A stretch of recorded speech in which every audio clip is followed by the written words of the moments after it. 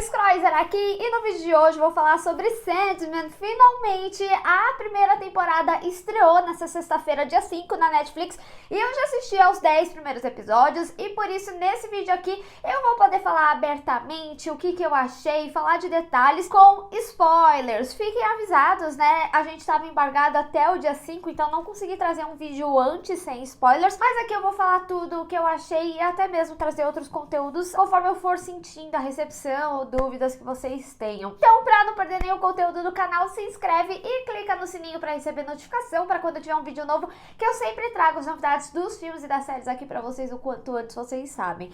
Bom, gente, nessa primeira temporada a gente acompanha a adaptação direta dos quadrinhos de Sandman. Se eu não me engano, a gente pega os 16 primeiros volumes aí, em que a gente tem a história da primeira temporada, que mostra o Sandman sendo capturado pelo Burgess por causa de um ritual que ele fez. Só que o Sandman, ele é capturado por engano, eles queriam a morte, e aí ele fica anos aprisionado, só que ele perde os seus artefatos, e com isso também, conforme ele vai ficando mais fraco, o sonhar, que é o reino do Sandman, enfraquece, e as entidades que habitavam lá também acabam saindo, e a gente acompanha essa jornada do Sandman recuperando seus artefatos para recuperar seu poder, para reconstruir o sonhar e também para ir atrás dessas entidades, principalmente o Corinthians, que fez um estrago enorme ao longo aí desses anos, e uma problemática muito grande com um novo vórtice. Bom, gente, a primeira coisa que eu preciso falar sobre Sandman é que eu achei incrível como eles conseguiram adaptar muito bem os quadrinhos de uma forma geral. Tem momentos que é copia e cola, muito também porque tem o envolvimento do Neil Gaiman na produção. Ele mesmo já tinha falado em várias entrevistas, em material oficial da Netflix, que ele já tinha recebido várias propostas para fazer Sandman, só que nenhuma delas era exatamente como ele queria, e aqui na série era exatamente como ele queria. E a gente viu que deu super certo, porque no final das contas a gente tem uma adaptação direta dos quadrinhos. Eu não imaginava como a gente podia ver isso no audiovisual, visualmente ali, mas eu sinto que eles fizeram um excelente trabalho. Mas é óbvio que assim, vamos discorrer sobre cada detalhe, até porque a série, de uma forma geral, ela é meio dividida em partes que a gente sente mais, né? Então a gente tem esses dois primeiros episódios em que o Sandman é capturado e depois ele é solto. Depois a gente vê essa jornada dele recuperando a algibeira, o elmo e o rubi. E aí depois a gente tem um outro episódio que dá uma introdução aí na morte, mas também conta uma história extremamente interessante, que é o momento que o Sandman visita o amigo dele a cada 100 anos. E aí a gente vem pra toda essa missão do Corinthians, finalizando essa primeira temporada de Sandman. Uma coisa que eu acho que é muito importante falar aqui, até porque acredito que vai surtir efeito na forma de como eu assisti a série, é que as minhas histórias favoritas era a história do Dee, a história do Corinthians e a história da Rose, que acaba, né, meio que colidindo aí com o Corinthians, mas eu gostei de acompanhar essas jornadas de certa forma individualmente. Isso com relação aos quadrinhos, mas como eu falei, né, isso vai refletir também um pouquinho na forma de como eu assisti a série, como eu assisti essa adaptação.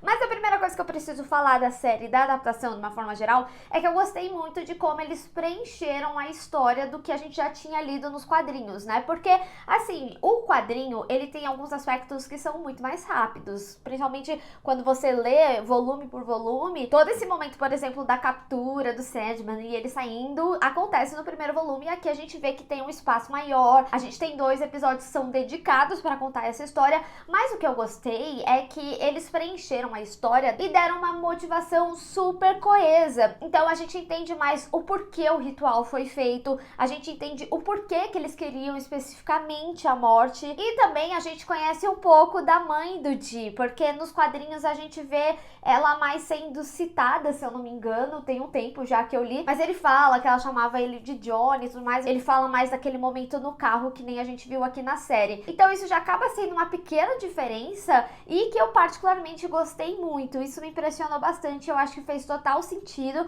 e eu gostei principalmente que logo de início eles introduziram quem eram os perpétuos, sem precisar necessariamente apresentar cada um, até porque a gente ouve outros nomes, mas eles ainda não foram apresentados nessa primeira temporada, e também eles apresentam o sonhar. Então quando eles antecipam essa história, essa introdução do que é o sonhar, primeiro que ele já dá o tom da série, que tem um tom mais fantasioso, e eu acho que aqui na série, especificamente, eles se aprofundam mais ainda nesse tom de fantasia e facilita com que o público entenda o que aconteceu ali no sonhar e por que ele tem que ir para essas missões, né? Agora, verdade seja dita aqui, gente...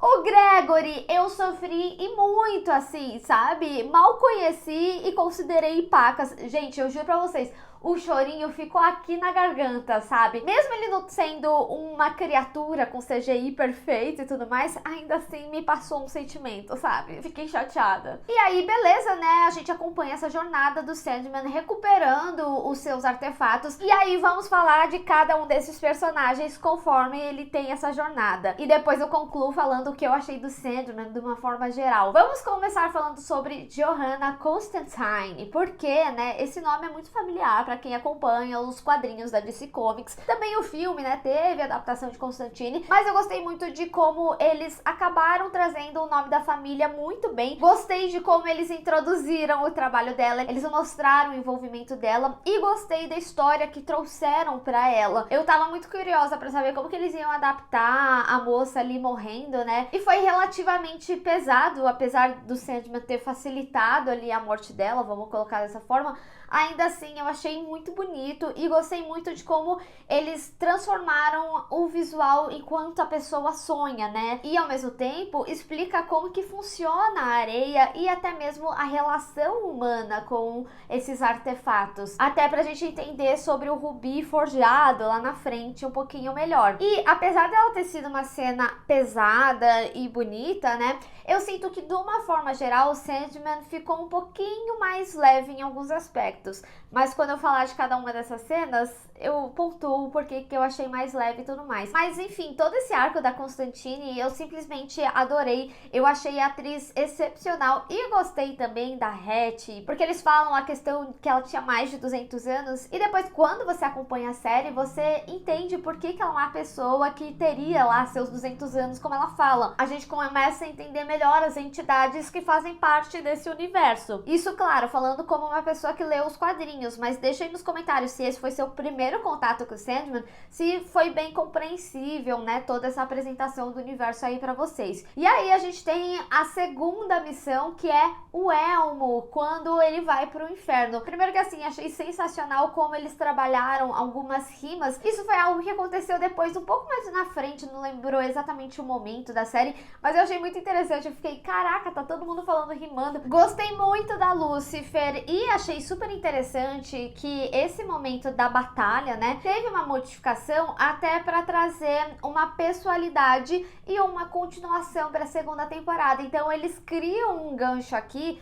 pra gente ter a continuação dessa história quando a gente chega ali no final. E eu acho interessante, né, porque quando a gente pensa em primeira temporada de uma forma geral, a gente vê a apresentação desse universo, a gente conhecendo o que é importante pro sonho, o que é importante dos artefatos dele, como que o reino dele funciona, qual que é a relação dele com os irmãos e também quem são seus inimigos. Então eu vejo até mesmo um caminho para uma segunda temporada como algo mais fantasioso, porque aqui a gente vê muito envolvimento dessas entidades com coisas humanas, inclusive de aprendizado, né? Alguns dos personagens, já vamos chegar lá, mas eu sinto que a segunda, ela traz um gancho mais pra gente se aprofundar nesse mundo da fantasia e até mesmo conhecer mais dos outros perpétuos, porque acredito que com esse gancho ali do final, ele vai precisar de ajuda dessa vez. E assim, Gwendoline Christie nunca decepciona, inclusive abro uma grande aspas aí pra falar sobre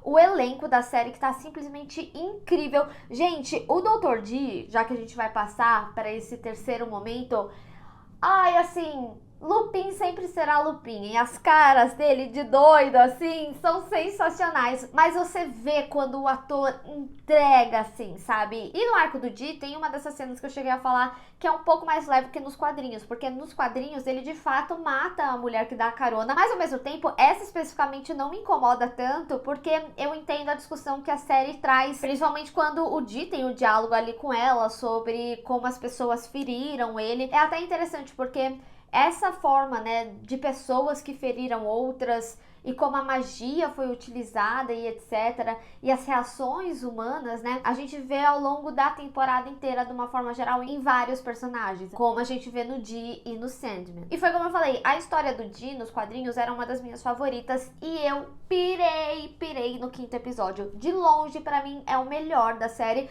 O quinto e o sexto, pra mim, são meus favoritos, mas eu acho que esse quinto episódio, ele funciona muito de forma individual. Inclusive, né, é até interessante falar isso, porque eu sinto que a série, de uma forma geral, ela adaptou muito bem a ordem dos quadrinhos, apesar que algumas histórias, elas eram inclusas em momentos talvez diferentes, né, mas que explicavam certo conceito que é introduzido nos quadrinhos, então eu acho que ficou compreensível. Mas Sandman, de uma forma geral, e a gente vê isso acontecendo aqui na série, né, ele é uma história meio que vai e vem, mas tem conceitos importantes a serem explorados. Por exemplo, nesse quinto episódio, que traz o contexto do Ruby e do Dee, e também as vontades das pessoas, né? E quando tira a mentira, as pessoas fazem o que elas realmente queriam, mas a gente entra em uma discussão mais internalizada sobre o que é sonhar. E esse episódio, gente, particularmente, pra mim, ele daria uma análise única só dele, assim, eu ficaria horas falando desse episódio. É sensacional. E Sandman, de uma forma geral, ele traz essas discussões mais internalizadas. Até mesmo quando a gente fala da persona Sandman. Acho que cabe nesse momento aqui do vídeo a gente falar um pouquinho mais do personagem em si, porque aqui é um bom ponto de virada até mesmo pro Sandman se entender e ter algumas modificações de sentimentos que não é algo que eu sinto tanto nos quadrinhos, tá? Eles trazem mais humanidade pro personagem. Então, quando a gente chega, por exemplo, ali no sexto, né, e ele tem aquela fala, né, quando o cara fala que era amigo dele e ele, você acha que alguém como eu teria um amigo, alguma coisa nesse sentido? E depois ele chama o cara de amigo, sabe? E eu achei extremamente interessante como eles colocaram desse sexto episódio essa reflexão junto com a apresentação da morte, porque a morte, enquanto a gente vê ela trabalhando ali, ela fala muito sobre como ela conseguiu aprender a lidar com a humanidade das pessoas. O Sandman mesmo questiona ela, fala que ela leva jeito, né? E eu achei extremamente interessante como eles fizeram ela como algo não tão sombrio, porque quando a gente pensa na morte, nas representações que a gente já teve da morte de uma forma geral, era sempre ela que nem um slasher ali com a foice falando, vim te buscar, ou às vezes até mais agressiva. A morte finalizava ali a pessoa e levava a alma dela, né? E aqui a gente vê algo como um acolhimento. Então ela estende a mão para as pessoas e faz com que a passagem seja mais singela, mais simbólica. Então eu gostei muito de como eles representaram isso aqui. Eu acho que esses dois episódios, eles são muito complementares quando fala dessas questões humanas e quando fala da evolução dos personagens e principalmente quando fala sobre essa mudança do Sandman, quando a gente chega ali no final, né, dele falando pra Luciene que entendeu que errou e que as coisas mudaram. Inclusive, isso é extremamente importante quando a gente tá falando sobre como as coisas mudaram. Essa passagem de tempo ali dos 200 anos que ele ficou preso não vem só para simbolizar a quantidade de tempo que ele ficou e o que aconteceu ali no sonhar, mas também como o mundo se modificou e como a experiência que ele teve ali com Burgess, né, não foi uma totalidade de como os humanos são. Então, mesmo que a Constantine fale, né, eu não sou uma boa pessoa, ainda assim a gente vê um bom diálogo. O próprio Matthew, né, que era humano, ele fala, eu não era um bom humano e tudo mais. Mas ao longo da série a gente acompanha humanos gentis, né? E mesmo que no passado ele tenha tido essa experiência, ainda assim a gente tem a situação dele com um amigo dele, que ele encontra a cada 100 anos. E essa curiosidade que ele tem na humanidade, de uma forma geral, a ponto até mesmo de querer entender que mesmo um cara que tem o ápice da sua vida ao seu momento mais vulnerável, ainda assim tem essa vontade de viver. Então, acho muito interessante e eu acho que aí tá a riqueza de Sandman. Então, eu sinto, assim, que esses 6 primeiros episódios, eles são extremamente redondos, é maravilhoso. Gosto das discussões, gosto como elas são aprofundadas e gosto como elas foram mostradas e adaptadas. É simplesmente perfeito. Agora, aí a gente chega nos 4 episódios finais que tem todo esse arco da Gal, do Corinthians e do Verde do violinista. Como eu falei, essa é uma das minhas histórias favoritas, né? Eu vou colocar como um arco, de uma forma geral, apesar de serem várias pequenas histórias, né? Mas eu acho que, por exemplo, a parte ali da Gault, eles adaptaram muito bem de como a entidade queria fazer o sofrimento do Jed ser menor, né? Pra ele sair da realidade dura do que ele passava. E é interessante porque a partir daí, né, a gente começa a ver como que o Sandman também pode interagir com os humanos. E eu falo Sandman incluindo as entidades que ele criou. Então, o Gilbert, o Corinthians, todos eles, né? A influência deles com os humanos, a gente passa a entender ali. E aí o Sandman até fica fazendo um papel mais carrancudo, não sei se é a palavra certa, mas que vai fazer total sentido pro momento, né, de embate ali com a Rose, que ela é o vórtice e que é a única forma deles conseguirem tirar a vida de um humano de fato. Eles não podem simplesmente, ai, não gostei do fulano, então vou tirar a vida, sabe? Porque de uma forma geral, inclusive isso também é muito bem explicado no episódio 5, né?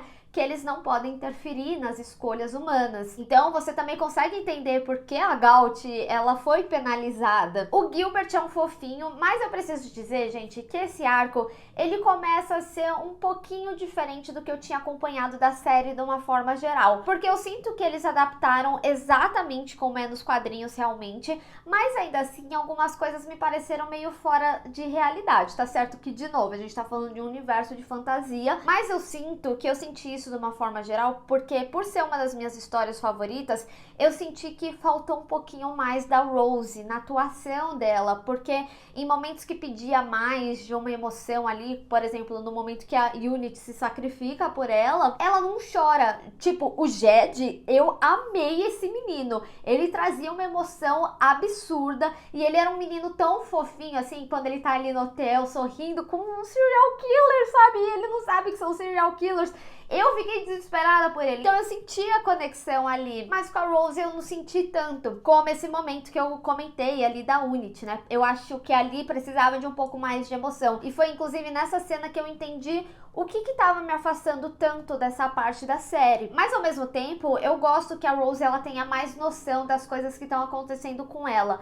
Nos quadrinhos, a Rose ela é um pouco mais inocente, vamos colocar dessa forma. Então ela não peita tanto o Sandman em alguns momentos, que a gente vê aqui na série. Isso honestamente eu gostei porque eu acho que seria algo bem humano, né? Deixar as nossas emoções refletirem nos nossos atos. E isso eu incluo na história da Lita também, né? Porque nos quadrinhos tá aí mais uma história que eu senti que ela foi um pouco mais soft. Nos quadrinhos é mais pesado. Mas aí eu não vou falar porque pode ser algo pra segunda temporada. E por isso que eu falo também dessa sensação de ser mais fantasioso. Porque as coisas acabam ficando mais leve. Eu acho que isso tem muito a ver com o arco de mudança do Sandman. De como ele vai aprendendo com os humanos. Mas ainda assim eu senti que tornou a série um pouco mais leve. E nessa parte que ela me passa essa sensação mais fantasiosa, me faltou um pouquinho de peso de realidade. Apesar que assim, né, o episódio dos cereais pesadíssimo, muito. E uma coisa que eu não posso deixar de falar é que eu amei o Hall, porque eu gostei que eles deram mais contexto para a história dele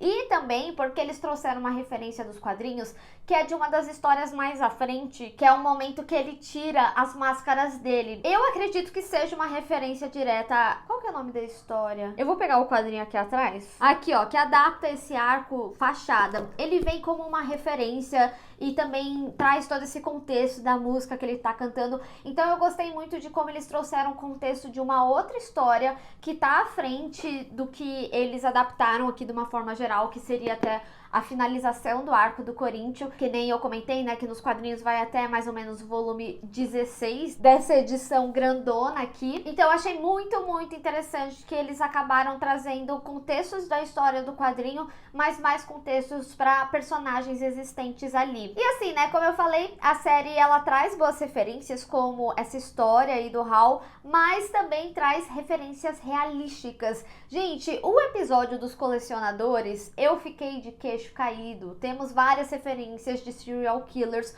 como Night Stalker, que aparece ali no crachá, né? Apesar que, assim, o Neil Gaiman tinha falado sobre a dificuldade de adaptar as coisas pra agora. E o Night Stalker, se eu não me engano, ele morreu em 2013. Nos quadrinhos faz até mais sentido, né? Porque se passa ali nos anos 80, que foi na época que o quadrinho foi escrito. E serial killer era muito forte, principalmente nos Estados Unidos, aqui no Brasil também, nos anos 90. Mas, obviamente, né, com a vinda da internet, da tecnologia, foi complicando um pouquinho mais. Não tô falando que não exista hoje em dia, mas são mais fáceis, né, de capturar. É mais fácil de traçar perfil e etc. Então, acho que seria bem difícil ter algum tipo de convenção assim, apesar que eles até falam, né, do blog, fala do fórum lá, que eles combinaram a convenção. Então, também a tecnologia traz facilidades aí para trazer mais veracidade para essa história. Mas assim, para quem gosta de true crime, esse episódio foi um prato cheio, não de cereal, quer dizer, de cereal também. E eu amei, gente, a convenção de cereal, nossa, sério, sensacional. Mas pra quem gosta, tem um prato cheio de referência. E eu achei extremamente importante como eles adaptaram essa parte dos quadrinhos, de como o Corinthians é muito culpado por essa personificação na humanidade. E assim, gente, não só o episódio dos colecionadores, mas o Corinthians, eu gostei muito da presença dele. E gostei, principalmente, que eles colocaram ele na adaptação desde o início. Então, ele tinha envolvimento desde o início da história. Nos quadrinhos é algo que fica só mais pra frente mesmo. E eu gostei principalmente dele querer se garantir ali no mundo, a influência que ele teve. E gostei que a gente descobriu de forma bem similar que ele era uma criação do Sandman, que é uma entidade criada por ele. Então, achei que teve o mesmo impacto. Foi isso que eu tinha falado no meu vídeo sobre o trailer, que eu gostei muito de descobrir lendo, né? Então achei que na série foi bem interessante. E queria saber muito de quem não leu, né? Como que foi essa descoberta pra vocês, porque eu acho que Sandman tem momentos de histórias que são muito impactantes. Mas como eu falei, né? Eles fizeram uma adaptação direta, então algumas coisas eu já sabia o que esperar e tudo mais. Gostei muito, muito, muito. E sem falar do ator também, né? Ele tá perfeito no papel. E antes de falar do Sandman, queria falar de uma forma geral dos Perpétuos, né? Gostei muito que tivemos desejo logo aí e também com envolvimento desde o início, sabe? E eu amei a presença, sério, sensacional. Queria ter visto mais cenas. Gostei que eles construíram mais a relação entre os irmãos, tanto na conversa ali que o Sandman tem com a morte, que mostra um pouquinho como que é a dinâmica, qual que é a relação, né? Porque ela até fala, teve um jantar lá e fulano sentiu sua falta. Então a gente começa a entender mais ou menos como que é a interação deles, até mesmo com todo esse arco de rinha de irmãos. E apesar de eu já ter falado do Sandman ao longo aí do vídeo, de uma forma geral, eu só queria falar que eu simplesmente amei esse ator que fez o Sandman.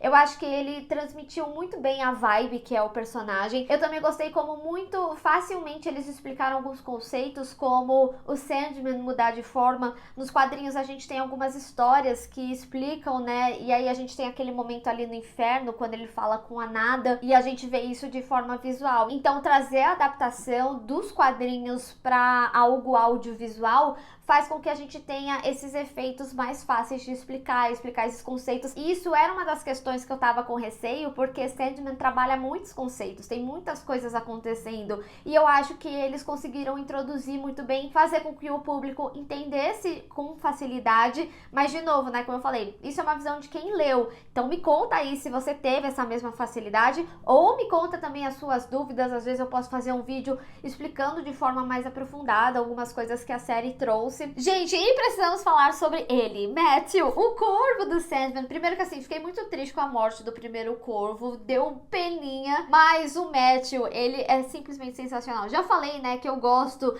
de mascotes das obras de uma forma geral, e eu acho que o Matthew vem na medida certa. Também gostei do Murphy, queria ter visto mais, né, até porque na voz original é a voz do Mark Hamill, mas ele vem muito bem apresentado como uma dessas entidades que vivem ali no sonhar, assim como a Lucienne. Lucienne tá simplesmente incrível, gosto da interação dela e gosto como o Sandman também aprende com ela, como as coisas foram mudando e como ela é muito fiel, né? A gente tem que falar sobre essa relação dela com o sonhar de uma forma geral. Foi uma personagem que eu simplesmente amei e ela acrescentou em muito, e gostei os momentos que ela vinha, porque nos quadrinhos é um pouco mais duro, vamos colocar dessa forma. O Sandman recuperava e aí ela falava, mas então, ó, eles sumiram, tem que ir atrás do Corinthians, da Gaut, do Verde, do violinista e tal. Nos quadrinhos ele era separado até pelo formato, né, de volumes ali, faz sentido para os quadrinhos ele dar essa introdução para a história, mas aqui não,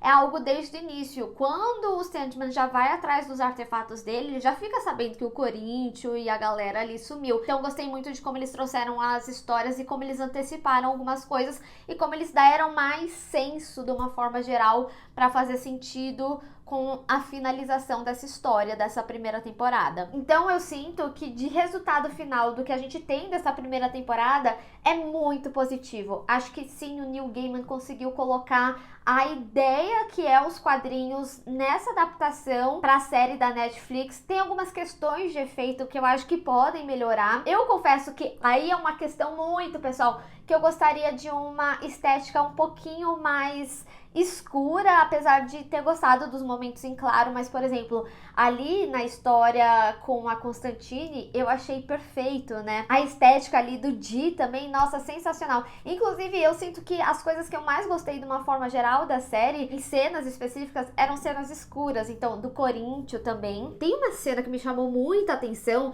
que é simplesmente o momento que o Sandman, ele tá sendo puxado, assim, ele tá vestindo o elmo, é no momento que ele batalha com o Dee, e a fumaça faz ele ter uma forma de corvo, e isso é perfeito. Eu pirei muito nessa cena. E o senso estético da série também, de uma forma geral, sabe? No quinto episódio, todo avermelhado, dando a sensação do sonho, as cores como elas são utilizadas, apesar de ter alguns momentos da série que me tiram um pouquinho, que são os momentos mais claros, como eu tinha comentado, eu amei o trabalho das cenas noturnas, mas essa cena do corvo tá simplesmente sensacional. Mas como eu falei, a gente tem uma excelente história aqui, uma excelente adaptação, e eu tô muito curiosa para uma possível segunda temporada. Mas quero saber de vocês, o que vocês acharam de Sandman? Achou que foi uma boa adaptação? Vocês conseguiram entender os conceitos?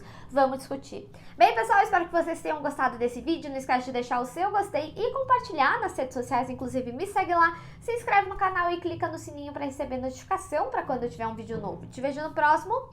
Tchau!